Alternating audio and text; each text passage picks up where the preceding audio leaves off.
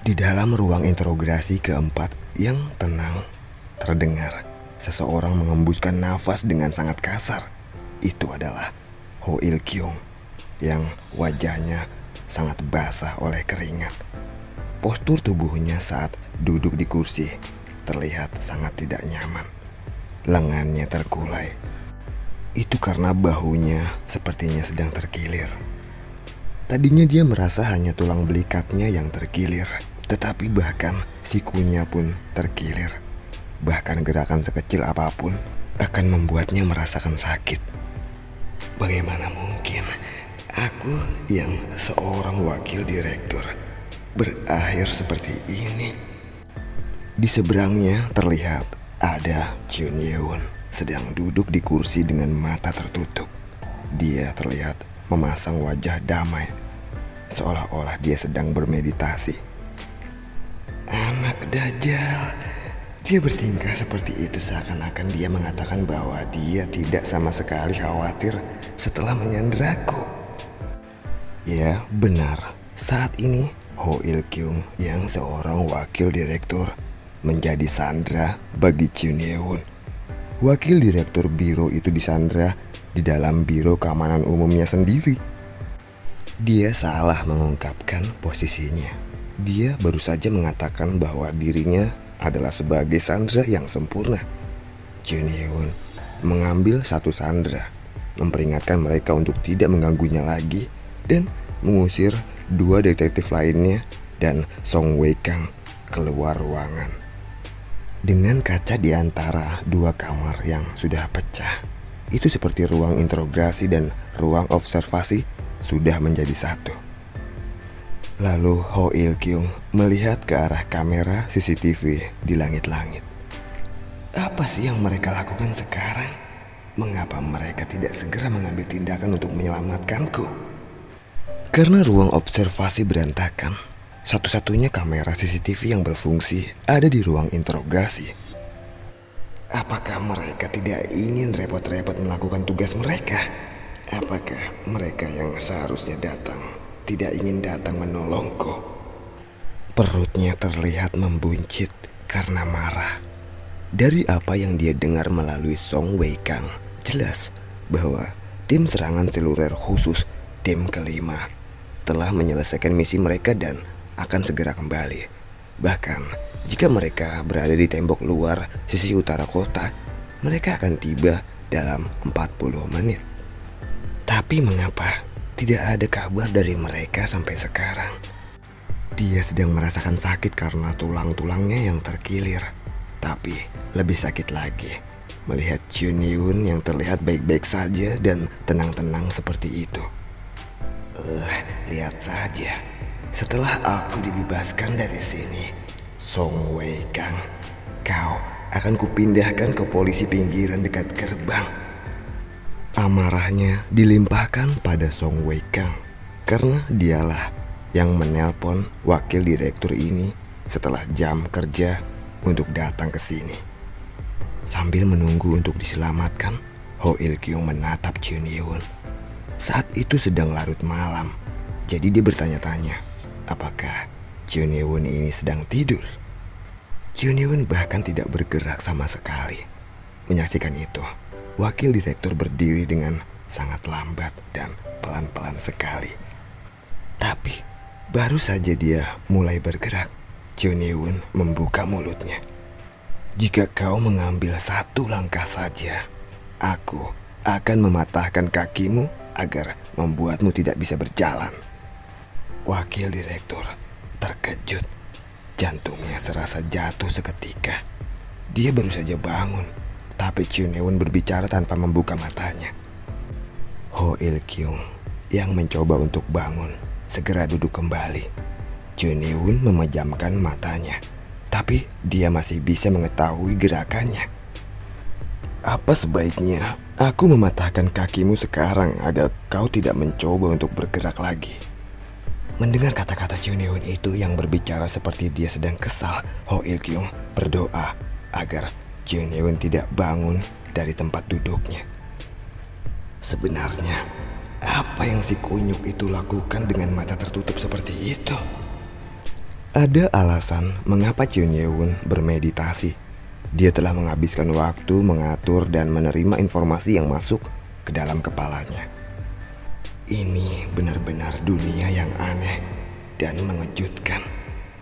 Dunia masa depan, dunia yang bergantung pada listrik dan energi, mengejutkan Chun Ye-won. Bukan hanya itu, tetapi segala sesuatu mulai dari budaya hingga struktur masyarakat benar-benar berbeda dari dunia yang dia kenal. Ini adalah dunia tanpa keluarga kekaisaran. Itulah yang paling mengejutkan Chun Ye-won. Pada masanya, keberadaan keluarga kekaisaran adalah kenyataan yang benar-benar nyata dan harus ada. Dari informasi yang diterima dari Nano, dikatakan bahwa zaman ini memiliki beberapa negara asing di mana keluarga kerajaan ada, tetapi itu hanya keberadaan simbolis tanpa kekuatan yang absolut. Pada semua perubahan itu, bahkan hatinya yang dingin pun terkejut. Zaman benar-benar telah berubah, tetapi Chun Ye-won menyadari bahwa teknologi yang dimiliki Nano lebih mutakhir daripada apapun yang berada di zaman ini. Jadi Chun Ye-won tetap tenang meskipun ada informasi baru karena Nano yang jauh lebih unggul dari teknologi modern saat ini. Mungkin ini adalah zaman di mana sebelum Nano ada. Nano, informasi yang baru kau transfer itu adalah informasi yang dasar kan? Internet nirkabel diblokir karena kami memasuki gedung keamanan publik. Jadi hanya ini yang bisa saya kumpulkan, Tuan. Itu semua informasi yang bisa dikumpulkan Nano. Karena waktu yang singkat untuk mengumpulkan dan mengatur informasi yang luas di zaman ini, Nano hanya dapat menunjukkan sebagian saja. Biro Keamanan Publik yang sangat rahasia tidak menggunakan internet nirkabel. Selain itu, tidak ada cukup waktu untuk mengumpulkan informasi dengan semua pengacau dan perjalanan bus ke tempat ini sebelumnya. Informasi yang dikumpulkan Nano adalah sesaat setelah turun dari bus dan masuk ke dalam gedung Biro Keamanan Publik.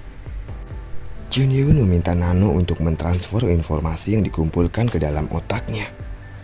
Nano, aku ingin menanyakan beberapa pertanyaan ini kepadamu beberapa waktu yang lalu. Aku tahu bahwa kau ini diciptakan beberapa ratus tahun dari sekarang. Jika demikian, mengapa kau tidak meneruskan saja informasi yang kau ketahui tanpa harus mengumpulkannya? Chun Ye-won merasa bahwa mengumpulkan informasi tidak perlu. Awalnya, Chun Ye-won tidak akan menanyakan pertanyaan seperti itu. Tetapi saat dia menerima informasi dari zaman sekarang dan menjadi lebih sadar akan komputer dan internet, dia mulai ingin menanyakan hal itu. Ada perbedaan yang signifikan dari data yang disimpan, Tuan. Apa maksudmu? Masyarakat, budaya, dan teknologi semuanya memiliki perbedaan dari apa yang disimpan dalam data yang saya simpan.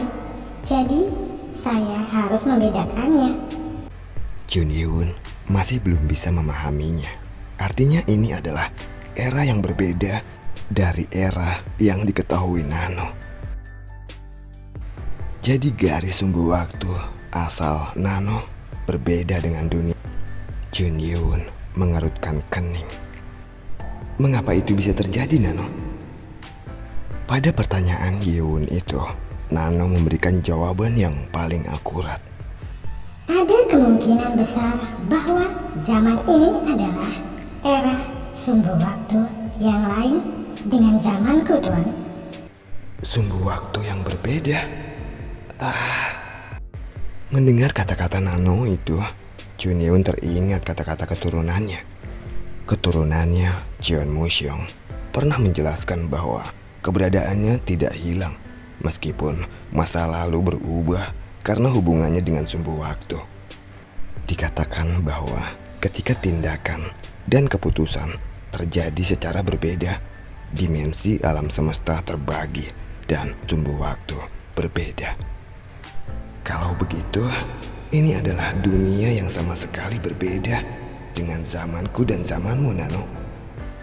Jika seperti ini, informasi yang disimpan di dalam Nano tidak ada artinya. Dalam hal itu berarti Chiun Ye-won harus mulai dari nol lagi untuk mengumpulkan informasi dunia ini. Jadi, bagaimana cara kita untuk kembali ke dunia asal? Chiun Ye-won memikirkan bagaimana caranya untuk kembali, karena dia punya alasan untuk kembali ke zamannya. Dia memikirkan bagaimana sekte iblis jika tidak ada dirinya. Lalu, bagaimana dengan Moonku dan anaknya yang belum lahir? Dia tidak bisa terlalu lama tinggal di zaman ini. Chiun Ye-won yang khawatir bertanya pada Nano. Nano, apakah di zaman ini ada mesin waktu yang bisa digunakan untuk kembali?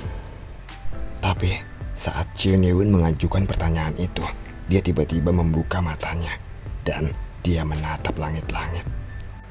Wakil direktur yang melihat Chiun Ye-won kebingungan mengapa dia melakukan itu. Di dalam lantai 2 gedung Biro Keamanan Publik Kota Shenyang, suasana tim di lantai 2 adalah yang terburuk. Tim ketiga, termasuk detektif yang tidak bertugas, semuanya telah dipanggil. Itu karena Wakil Direktur Keamanan Publik telah disandra. Tapi tidak ada satupun yang mampu untuk menyelamatkannya. Terlihat di sana ada detektif wanita yang berambut pendek dan dengan wajah penuh memar itu tersenyum ketika ditanya oleh Kepala Divisi Kejahatan Kekerasan. Apakah kamera CCTV-nya bermasalah? Mengapa tidak ada pergerakan dari mereka sama sekali? Bahkan wakil direktur masih tidak terluka. Mereka merasakan ada hal yang aneh. Mengapa Chiun Ye-won menyandra tapi tidak melakukan apapun dan hanya diam saja? Ya, mereka tidak tahu bahwa Chiun Ye-won melakukan ini semua hanya untuk membunuh waktu. Song Wei-kang menghancurkan meja dengan tinjunya. Kau tersenyum. Kau tersenyum dalam situasi seperti ini. Dia menyaksikan bagaimana wakil direktur dipermalukan di depan mata mereka. Bahu dan sikunya terkilir. Bahkan dia menjerit kesakitan. Sampai-sampai dia terkencing-kencing. Wakil direktur mereka benar-benar dipermalukan. Tapi wanita ini malah tersenyum. Song Wei-kang tidak ingin melakukan kontak mata dengan wanita yang tidak menganggap serius tugasnya. Tapi dia tidak bisa melakukan apa-apa karena dia satu-satunya yang tidak bertarung saat di ruang observasi. Dia tidak bisa menyalahkannya karena ketakutan. Brengsek, sebenarnya di mana tim kelima saat ini? Lalu detektif yang bertugas mengumpulkan informasi berbicara. Tidak ada tanggapan sejak pesan radio terakhir yang kami terima sekitar 1 jam yang lalu, Tuan. Mendengar itu, Song Wei-kang menghela nafas panjang. Awalnya, tim kelima seharusnya sudah tiba di kantor sejak beberapa jam yang lalu. Sayangnya, sepertinya mereka punya masalah. Dikatakan bahwa mereka diserang oleh pendekar murim yang tampaknya memiliki hubungan dengan orang-orang yang mereka tangkap. Karena itu, mereka tidak bisa tiba pada waktu yang ditentukan. Song Wei-kang gugup. Tidak ada lagi waktu yang tersisa. Dia tidak pernah bermimpi bahwa keadaan ini akan terjadi. Karena wakil direktur disandra tepat di depannya. Kemungkinan besar Song Wei-kang akan diturunkan pangkatnya jika situasi ini tidak dapat dia selesaikan. Brengsek. Hal seperti ini terjadi hanya karena penjahat dengan identitas yang tidak diketahui. Ini memalukan bagi Biro Keamanan Publik. Permisi, Pak. Lalu ada seorang detektif yang bertanya kepada Song Wei-kang. Iya, ada apa? Bagaimana kalau kita menghubungi Asosiasi Murim Kota Shenyang? Song Wei Kang mengerutkan kening mendengar kata-katanya. Mengapa dia mengerutkan kening? Alasannya adalah akan menjadi pukulan besar bagi kebanggaan Biro Keamanan Publik jika mereka menghubungi Asosiasi Murim, karena mereka tidak dapat menyelesaikan masalah mereka sendiri. Song Wei Kang mendengus. Dalam keadaan seperti ini, tolong katakan hal-hal yang berguna saja. Apa kata orang jika Biro Keamanan Publik meminta bantuan mereka? Tidak, bukan begitu maksudku, Pak. Setidaknya kita akan dapat mengidentifikasi orang itu. Benar juga. Song Wei Kang yang baru saja menolak gagasan itu sekarang menunjukkan minat. Tapi mau bagaimana lagi? Tidak ada solusi yang lebih baik. Mereka juga akan diuntungkan dalam hal ini karena mereka selalu mencoba menyelesaikan masalah yang berkaitan dengan dunia murim sendiri. Jadi bukankah mereka akan menunjukkan minat pada pendekar yang tidak terdaftar? Jadi bagaimana, Pak?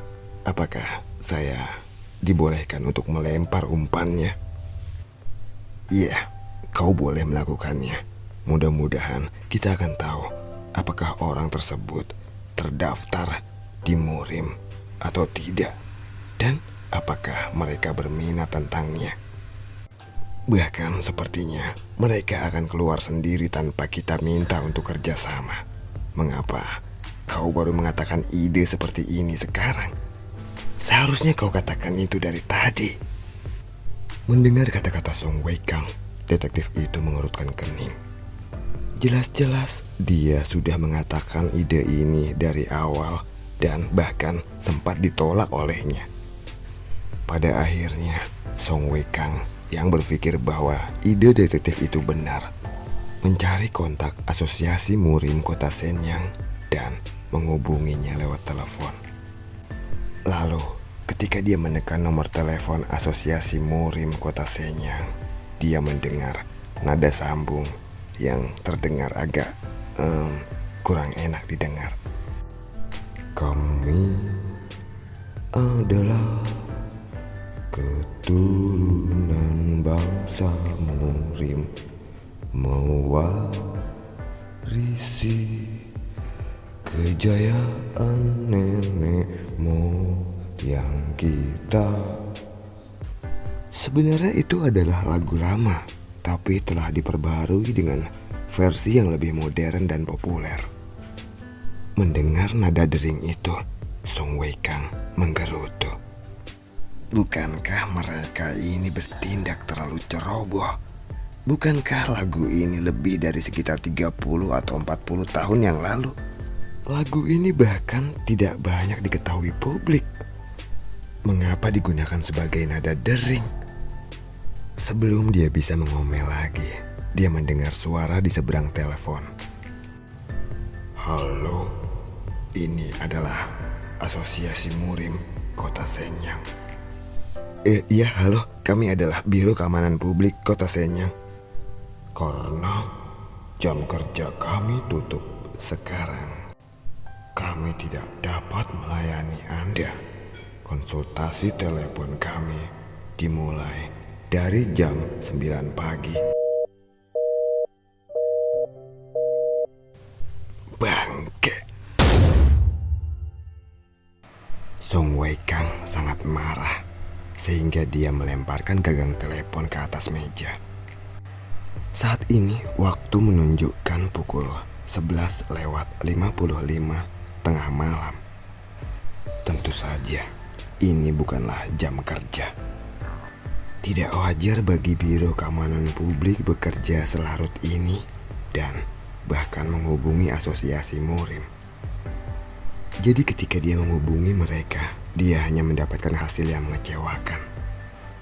Sial, apakah Asosiasi Murim itu tidak memiliki satu orang pun untuk standby malam? Song Wei Kang mendengus.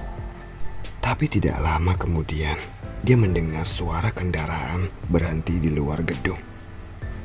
Salah satu detektif dari tim ketiga melihat keluar dan berbicara dengan wajah cerah. Ketua, tim kelima telah tiba. Mendengar itu, Song Wei Kang segera melompat dari tempat duduknya. Tim Mobile Strike kelima adalah satu-satunya tim yang didedikasikan untuk pengguna dengan khusus, spesialis melawan pendekar murim.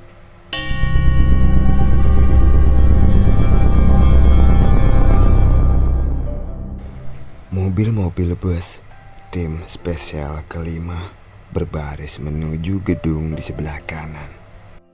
Terlihat beberapa bus dalam keadaan rusak berat. Ada lubang di atapnya dan bahkan lebih dari setengah jendela pecah. Perbaikan sangat dibutuhkan. Sepertinya mereka baru saja mengalami masa-masa sulit. Hati-hati saat masuk. Jangan menginjak tali di sana.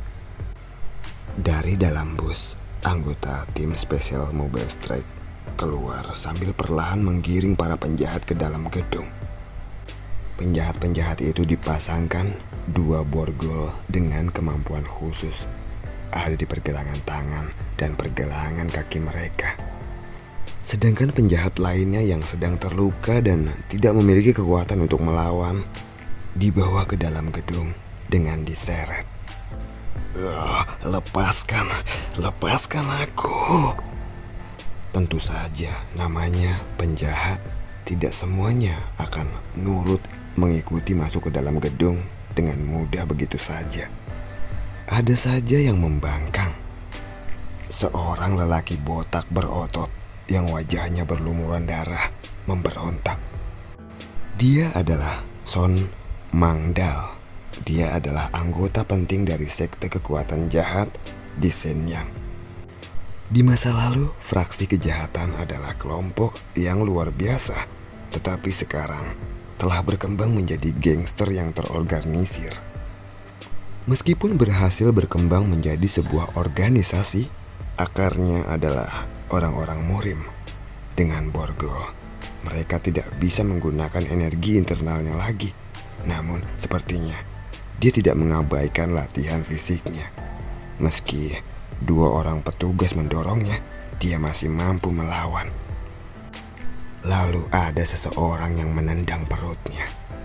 2 orang tim Mobile Strike mendorongnya ke tanah dan pria botak itu mulai batuk darah karena tendangan tadi. Dia menyeka darah dari mulutnya dan berteriak pada tim Mobile Strike. Kalian pengecut menggunakan borgol kepadaku agar aku tidak menggunakan energi internal lalu menyerangku. Jika kau berani, lepaskan borgol ini dan ayo kita bertarung. Jika bukan karena tendangan yang menggunakan energi internal, dia tidak akan berdarah. Lalu, orang yang menendangnya melepas helmnya. Terlihat seorang lelaki yang berusia sekitar akhir 30-an dengan gaya rambut pendek dan atletis. Itu adalah pemimpin tim serangan Mobile Strike khusus kelima, Yeom Chan. Bagi seorang pengedar narkoba belaka, kau ini terlalu banyak bicara, Son Mangdal. Bersyukurlah bahwa aku tidak membunuhmu di tempat dengan pistolku. Pemerintah Cina tidak pernah menganggap enteng tentang kejahatan narkoba. Itu karena mereka berjuang menghadapi belenggu opium selama bertahun-tahun di masa lalu. Pengedar narkoba seperti kalian harus dicabut sampai ke akar-akarnya. Dengan kata-kata itu, Yeom Chan mencoba menendang Son Mangdal yang nyaris tidak bisa berdiri lagi. Dan saat itulah ada seseorang yang datang menengahi pertengkaran mereka. Pemimpin tim Yeom, hentikan itu. Bukankah dia sudah ditahan? Tapi ketua, dia ini... Orang yang menghentikannya adalah Lee Taek-yun, kepala tim kejahatan khusus. Lee Taek-yun juga belajar seni bela diri dan menjadi kepala divisi yang didedikasikan untuk kejahatan yang dilakukan oleh pengguna kemampuan khusus, termasuk pendekar Morim. Tapi ketua, bajingan ini perlu diberikan pelajaran agar dia sadar akan kesalahannya. Sudah. Kau ini adalah seorang perwira dan aku mengerti bagaimana perasaanmu. Tetapi ada sesuatu yang harus dilakukan. Mereka harus segera ditempatkan di dalam penjara. Baik, ketua, laksanakan. Karena ketua adalah atasannya, Yeom-chan menenangkan emosinya. Kau, cepat, bawa dia pergi. Baik. Mereka yang bersiaga menangkap orang itu dan menyeretnya pergi. Son Mangdal yang diseret memelototi Lee Tak-yun dan berkata, "Kalian ini hanya berpura-pura menjadi polisi yang baik, tapi kalian semuanya sama saja." Apa kau bilang? Sudahlah, akui saja. Walaupun kami mendistribusikan obat-obatan terlarang, kami bukanlah anjing pemerintah sepertimu. Cu! Son Mangdal meledahi sang ketua Lee Tak-yun dan mengenai jaketnya. Menyaksikan hal itu, Yeom-chan menjadi kaku. Setelah terkena ludah Son Mangdal, Lee Tak-yun tersenyum. Tangan Lee Tak-yun segera meraih wajah Son Mangdal. Dalam sekejap, Lee Tak-yun berubah menjadi kepribadian yang berbeda. Kau bilang apa barusan? Kami adalah anjing pemerintah? Seharusnya aku membiarkanmu mati saja, dasar sampah masyarakat. Setelah mengatakan itu, Lee Tak-yun meningkatkan energi internalnya, mengangkat Son Mangdal dan kemudian membantingnya ke tanah. Darah mengucur dari kepalanya yang menabrak tanah. Son Mangdal tidak memiliki cara untuk melindungi diri karena dia masih menggunakan borgo. Jangan mencoba untuk bertindak kuat. Kau adalah penjahat yang dibenci oleh warga sipil. Dan kami adalah pegawai pemerintah yang melindungi mereka dari orang-orang seperti kalian. Lee Tak-yun menendang kepala Son Mangdal dengan kakinya, seolah-olah kemarahannya belum terlampiaskan. Son Mangdal mengerang sebentar dan kemudian dia tidak bergerak lagi. Menyaksikan itu, pemimpin tim Yeom-chan menggigit lidahnya. Lee Tak-yun terkenal karena menunjukkan penampilan yang terkendali, tetapi dia bahkan lebih terkenal karena kekerasannya ketika dia marah. Tim Mobile Strike lainnya memeriksa apakah Son Mangdal sudah mati dan menghela nafas. Sepertinya dia hanya pingsan setelah terkena tendangan.